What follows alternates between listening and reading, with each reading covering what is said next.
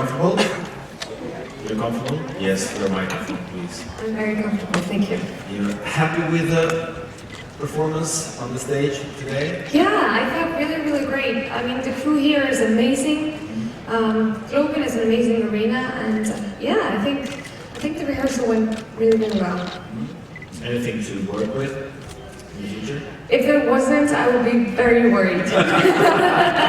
That would mean that I've given up. But no, there's a lot of things to work on. But that's, I think that's what creating an art piece, is what it's like. You always have something. You're never finished. You always want to tweak a little bit.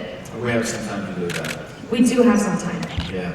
It's the second time for you in the Eurovision Song Contest. Yes. What does this event stand for you personally? I think actually the slogan for this year, come together, I think that's what Eurovision really represents. And I think now more than ever, we need events like this. We need events to, for different countries to come together and create something that's, this is a festival, this is a celebration. And nothing should, stand in the way of that. What experience do you bring with you coming to Stockholm now from the last time? I mean, it's been 4 years, and 4 years in an artist's life is a long time. In 2012, I was relatively new to the pop scene. I'm a classical violinist, so I have my musical background. But in 2012, I kind of had to spring out really, really fast. But in the last 4 years, I've gotten some amazing opportunities that I'm extremely grateful for. I've been touring with Disney for almost 2 years now, doing a headliner show for them. And just doing my own concerts. I published my first album and performing. And I think with every performance you become more gutsy, more determined. And I think for me what I bring this time around is of course, a strong message with the song, but I think also more experience, definitely. It's a strong message. Can you explain the song for us? Yeah. For you? Yeah. I think we can all relate to this because this is something that I think everyone, has experienced. In today's society, we're so exposed to the negative voices and to the negative influences. And it's everywhere. It's on Facebook, Twitter, it's in the media, and it's easy to get caught up in all of that. And I think for me, the most important thing that I want to stress with this song is to not listen to those voices, and to really, be a positive voice to one another and focus on the positive ones. And I think, sitting in a room full of media, I think that's something we can all, take into account that, what we say. Everything, we bear responsibility. What we say online, the person, the artist, the politician, the person, they will see that. And the positive messages, the positive influences, those are the ones that will make our world a better place, really. I know it's a cliche, it sounds like I'm on Miss World Peace. But ultimately, that's what we want, right? So I think for me, coming here with this song is my contribution to that. How was the process working and building this song to what it is? It's been a long process. I wrote the song in English in September, October, when I just got home from Disney. And, I wrote it at home in my home studio, and I was actually saying to my head of delegation, the trouble you get yourself into, you sit down at your piano for a few minutes and then here you are. But, the process, it's been long, but it all starts from here, of course. Sitting at home in my pink home studio, creating this song, and then, I entered the pre-selections back home. With Rattinnar, we have to perform in Icelandic in our pre-selections, so I had to translate into Icelandic. And then, when the song won, we had to kind of, reconstruct everything. And and here we are, and I'm so thrilled with the final product. We actually went to Mr. Ash House, he wrote Ellie Goulding's lines. He works with One Direction. He works with Kylie Minogue. She actually took up our studio time the day before we came there. But no, he works with amazing artists, and he had a lot to say with the final mix. So yeah, it's been a long process, but I have amazing people in every corner, and they put their fingerprints on this work of art. Brilliant. So, shall we take some questions from the audience? Please, the lady back there. Yeah. Thanks. Thank you. My name is Löwe. I come Hi, from Löwe. So this year we have several entries that rely on visual effects, and in some of them it plays quite a big role, and in yours, obviously. You think so? Do you think that this will affect the success of the Icelandic entry? I think that really depends on how you define the word success. For me, success with this song would be, getting this message across. For someone to see the song or hear the song and see the visuals and really get the concept. And that's actually already happens in Amsterdam. Like I've said this in interviews. There was a girl that came up to me who told me, I've been bullied for years. But when I listen to this song, I feel like I'm not alone, and I know I need to listen to the positive voices. So if my visuals, and they do, because when I wrote this song and we decided to take it to Eurovision, I went to 3 amazing artists and I asked them to create the visuals because I wanted to play with shadows. Because negative voices and negative influences are shadows. They're shadows in our lives. They're shadows, within ourselves. So the shadow thing was something that I wanted to play with from the start. And what better way than visuals, of course. We're playing with that in the costume too. We're playing with that with the shadows on the ground. The visuals that we're doing, this topic will be raised, of course. We've heard this a million times.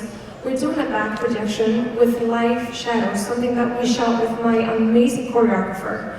And so we're playing with, live stuff. We're playing with something that we created with ourselves within the group in a tiny studio in Iceland. So, we're doing our own thing. We're trying to stay really true to our concept. But of course, relying on visuals in Eurovision, duh. We've got this amazing stage. We've got all the equipment, and I think also visual arts. I've seen this with Disney too. It's getting so big. It means that you can have fewer people on stage with more of a show. So we only have six people on stage in Eurovision. So it's kind of a I would say an organic way to get more people on stage without getting more people on stage. Yeah. So, of course, we rely on visuals, but every single piece of art that goes up on this stage is something that did not exist a few months ago. So everyone is creating their own thing. So, there's also not, it's a 3-minute individual piece. We have the technology, why not use it? Exactly. We could say the same. If you have one person on stage with 3 backing dancers and vocalists, doing this. We've seen this in Eurovision so many times. There's nothing new under the sun. And they're not copying anything. They're doing their own thing on their own terms. We've seen one person on stage singing their ballad, with their hands held high. I would say a million times. It's not copying. It's doing your own thing with your own, with your own conviction, I think. Brilliant. Just a minute. Thank you. Hi, Greta. Congratulations for your rehearsals today. Thank you. I'm Farouk from Eurovision magazine in France. You talked about, you have worked with Disney. Can you talk about this experience with Disney, please? Yes, so I was hired to Disney to do a show on so Disney has 4 cruise ships. I was hired to do a show on their Disney Dream, which is one of their biggest ships. There are approximately 8,000 people that go through that ship every week. And they have a big theater, it's called the Walt Disney Theater, and they have Broadway productions on that stage. So they asked me to come and create a show for them. So I went to Disney headquarters in Orlando, and we created a show with amazing people from Disney, and I've learned so much from that. It's the biggest entertainment company in the world. They know how to do it right. So I think that's an experience that I definitely take with me, not just to Eurovision, but throughout my whole career. Brilliant. Yes, please. More questions? In the back there, the black t-shirt. Hello, Greta. Blair Martin from Radio 4 Triple Z, Brisbane, Australia. You have a secret weapon. You've just been talking I about know it. what secret weapon you're talking about. I'm good like that. Yeah, I can understand that. You have Jonathan Duffy, who I do. is not only a countryman of mine, but he's from my same city. Oh, really? Yeah. Well, no, he's a part of my city, I'm sorry. He's an Australian. That's what he tells me. Australian, yeah. Is that the connection? Is there a sense between Iceland and Australia, both island nations? Do you feel a real connection with Jonathan because we are island nations? Well, I know a lot of island nations that, I think it has to do with the individual. It's when you meet people. With me and Jono, we instantly clicked. When I asked him to do this project, the answer was, yeah, let's do it right. Let's make something amazing. Let's create something that hasn't been done before. And we did. We just sat down at a cafe, we made a Pinterest board. Well, I showed him my Pinterest board. And then we took it from there. And as you know, Jono is not just a filmmaker, he's a comedian too. And let me tell you, having a comedian on board, yeah, it lightens the mood quite a lot.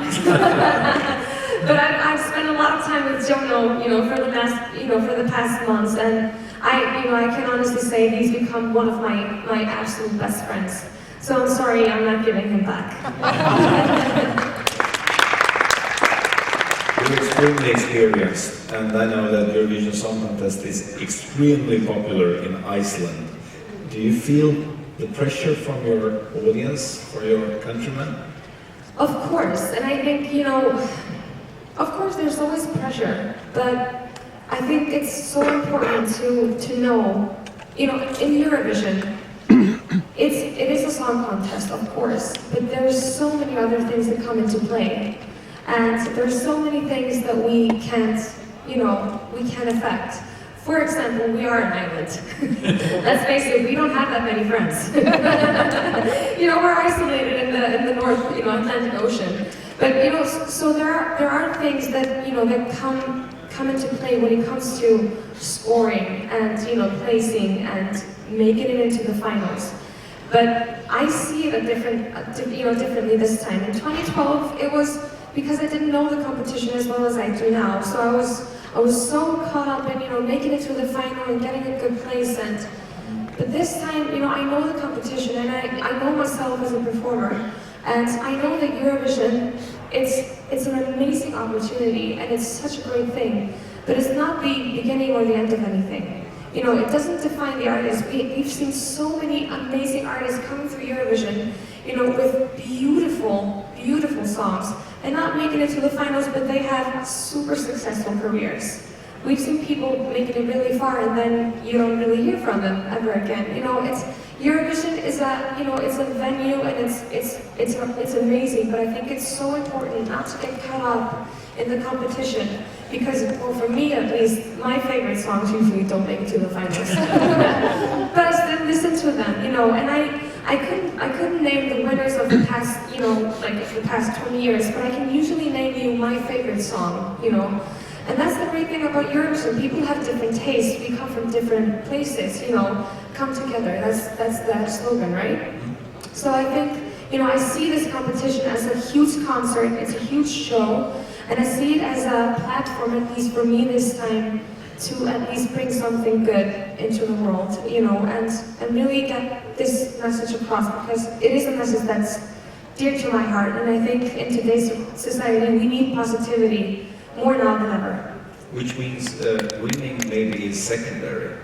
I think, when I was in London, one of the guys from Cyprus, we were talking, and he said, you know what?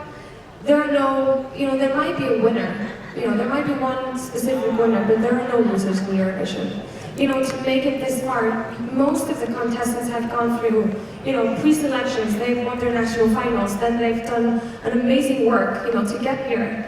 You can't be a loser after that. It's a huge process, and just to get up on that stage and perform for 200 million people, you don't do that every day. And it's not a small task. So I think, there are no losers. There might be a winner, but there are no losers. So, and for me at least, you know, winning for me would mean touching at least one person with this message. That's a winner for me, regardless of the placing. Great. Yes, the gentleman in the back in the blue and white shirt. Stand up, please, here. Hello, this is Fernando Mendes with Radio International. Hey. And Greta. Hi, hola. Hola. ¿Cómo estás? Muy bien. ¿Tú? Ah, muy bien, gracias. Spanish. Muchas gracias. Well, in 2012, you came to the Eurovision Song Contest singing with Johnson. This year, you are coming on your own. What's the difference between singing in a duet and singing solo? I could tell you that there's a huge difference, but there really isn't, you know, because it's, you know, it's of course about going out there and doing your best. You know, I might be alone on stage this time, but I've got the graphics behind me with my team actually on them. You know, I've got my choreographer doing this on the graphics, and then I have 5 backing vocalists, you know, right behind me, so I don't feel alone on stage. But I do have to rely on myself, of course, and that's a challenge, but, you know, I do like my challenges, so. Great. Yes, the two gentlemen, you choose who wants to start. Alison, okay. Who takes the microphone first?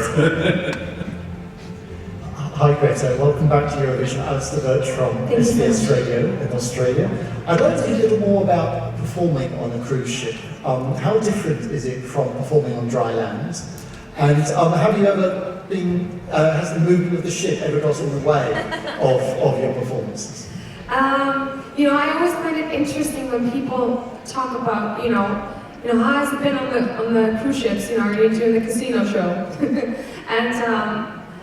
and you know, that's why I usually talk about, you know, I've been with Disney, because Disney is a level above, to me, everything else. You know, there's a reason why Disney is the most famous trademark in the world. You know, because they, like I said, they do it right. So, you know, I really didn't feel like I was on sea with Disney, because, like I said, you have 8,000 people coming through that, you know, through the ship every week. That's bigger than my hometown in Iceland.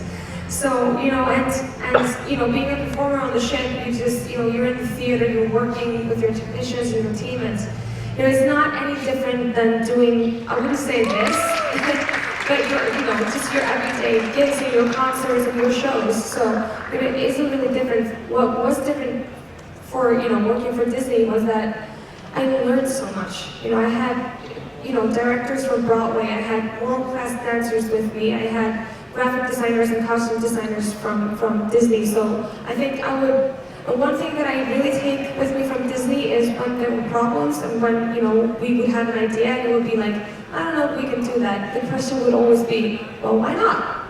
And that's something that I really take with me. But with the motion, there was this one incident when, because I fly in my Disney show when I'm doing the Frozen medley. And it was during hurricane season. And let me tell you, when you're on a ship, 10 meters up in the air, playing your violin and singing at the same time, do not do that at home, kids. I wouldn't recommend it, but I'm okay. One last question and a short answer. Okay, it's Martijn van der Veen from the Netherlands. You told me in Amsterdam that this is an English song translated in Icelandic for the national final. I was wondering if you release a next album, for example, is it going to be in English or Icelandic? Which would you prefer? To be honest, Icelandic. Well, Icelandic it is. Thank you very much. So, ladies and gentlemen, thank you very much for attending. Greta, thank you very much.